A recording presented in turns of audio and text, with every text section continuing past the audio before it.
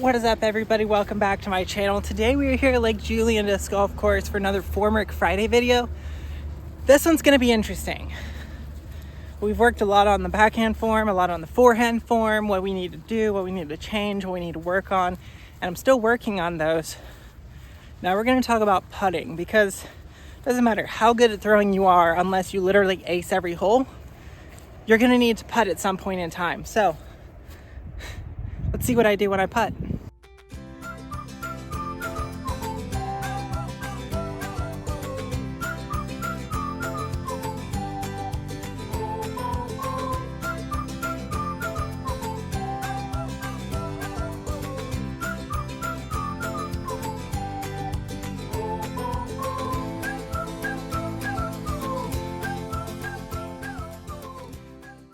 So you have the basic idea of putting. You take the disc from in front of you and you put it in the basket, right? There's so many different ways to do this. You can have a push putt, you can have a spin putt, you can have a hinge putt. The two most traditional ways are the push putt, which is from down and then we're coming up, and we get our spin and the power mostly from our fingers and from pushing up with our legs. It's gonna have a very up and down motion, and a lot of times it'll be a slightly nose down putt, so you make sure to give it enough loft that it's gonna drop into the chains. The other very common one is a spin putt. Typically it's gonna have a little bit more nose up angle, and you're coming less down and up and a little bit more just forward, and you're getting the power from your arm, you're getting the spin from your hand as you're extending it, and a lot of times from your legs. Because the way I spin putt, I do what's called a straddle stance. So an inline. Straddle is stepping to the side, inline, because then I can take my back foot and push forward, and I'm taking all the momentum from pushing forward, so I don't have to do much with my arm, I just have to spin the disc.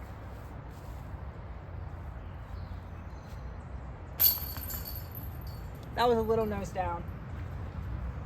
We'll keep talking about it, but I have a couple tips and tricks that I might be able to help show you and help make you better at putting. Now, I think one of the best qualities about my putt is that even if I miss, typically, unless I'm a long way away, it's not right or left.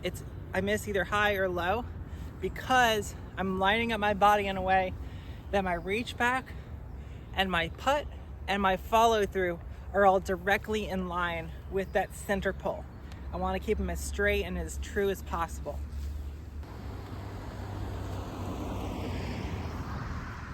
Little long, so you saw it a little bit to the right. I do have a little bit of problems putting from 70 feet. It's hard to do.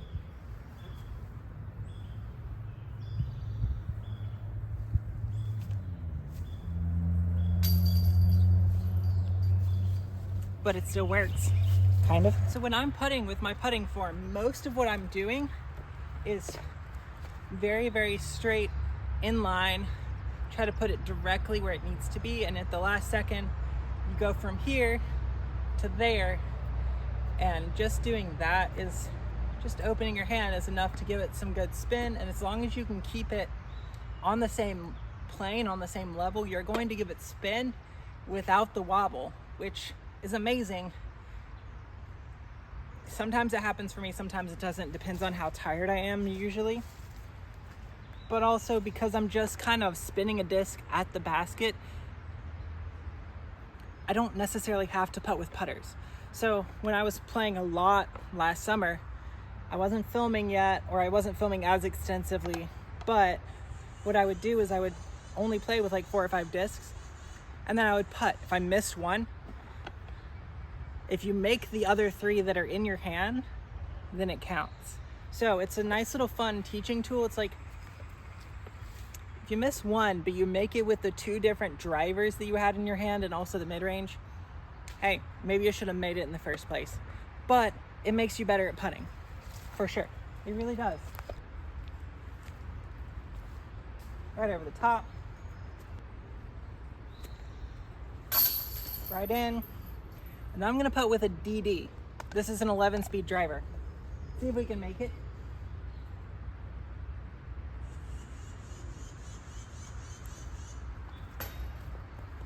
Low, but dead center in the cage. Now we're gonna go with a sport, because when you're just kind of spinning at the basket, sometimes the extra glide helps, and you don't really have to putt that hard if you're just spinning it at the basket.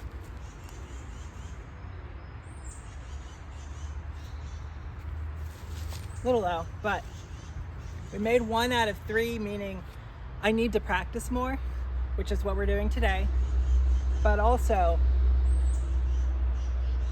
I was dead center on 2 of the 3 misses. Dead center, right over the top of the pole, right into the middle of the basket, into the cage. So then you just have to kind of dial in. It's an uphill putt. Where do I need to aim on this extreme of an uphill putt? As long as you can stay dead on the center, then you just have to vary the height. So when I am putting, I'm very, very focused on dead center. What is the chain link that is closest to the center that is directly on the pole? Because that's the one I'm aiming at. For your perspective, it would be this chain link right here. This is the chain link I'd be aiming at if I was standing right there. From right here, I'm probably going to be aiming at this one, and it's going to give you a much easier target, because the old saying, aim small, miss small. The old saying that aim small, miss small. If you aim at a smaller target, you're more likely to hit the bigger one that's around it. Very true in putting. If you aim at a chain link, you're more likely to hit the chains in general than if you aim at the chains in general and then you miss. So aim at your chain link, pick your chain link, your exact aim point, and then just put it in there. Spin it into the basket. 2 chain links too high.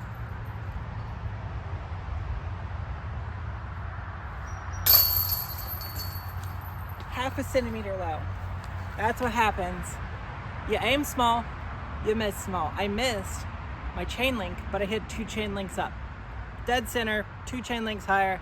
It's fine because we're not on prodigy baskets, but for the most part, if you aim and you miss by just a small margin, aim at a smaller target and you'll miss by a small margin. It's really difficult for me to tell you how to get better at putting, because putting is like the one thing in disc golf that is almost entirely in your brain. I didn't change my putt from 3 years ago, but my putting accuracy and my putting consistently has almost doubled because I changed my brain mindset. I said, I've thrown frisbees for long enough. I should be able to just put it into the basket. And suddenly I started putting it into the basket. So if you can get a solid putting stroke down, something that's going to be very consistent, and then you put your mindset in the right place, you're way more likely to make your putt. Now, it may not be the best idea to recommend this, but I'm going to do it anyways. If you're having trouble with your putting form, but you feel like you have a pretty good control over where the putt's going and you need more practice, try putters that aren't putters. Go out with your friends, play a 4 to 5 disc round, and to have the putt made, you have to make 2 or 3 of them with every disc that you have in your hand. Just try it. Not saying that it's going to work out immediately and you're suddenly going to become a better putter, but keep up that repetition and try putting with a 12 speed. Try putting with a 5 speed. Try putting with an 8 speed.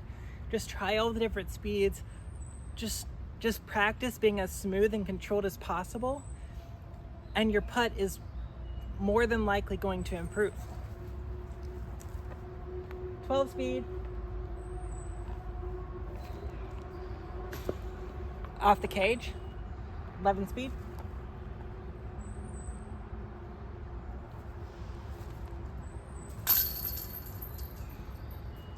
And then 2 putters.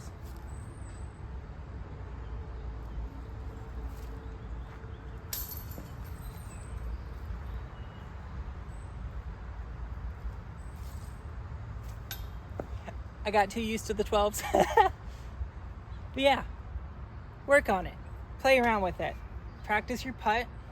Try to get as smooth and control of a spin as possible. Maybe practice that little hand flick thing. Hold your wrist in one spot and just kind of flick your hand and see if you can get the disc to spin very controlled and smooth.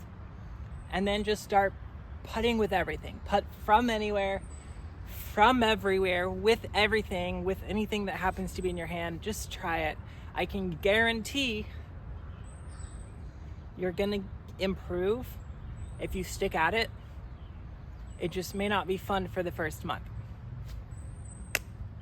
If you enjoy content like this, make sure to like the video. If you want to see new stuff, make sure to comment all that down below, and make sure to subscribe for all the giveaways for all the subscribers.